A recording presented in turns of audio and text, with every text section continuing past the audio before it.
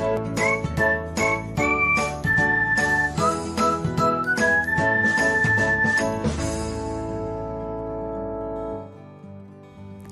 everyone, welcome back to another episode of Technologyglance. In this video, I'm going to guide you through how you can follow someone on Pinterest. So, let's get started. Watch till the end and don't forget to subscribe to Technologyglance by hitting the subscribe button and press the bell icon so that you'll never miss another update. Without further ado, let's get started.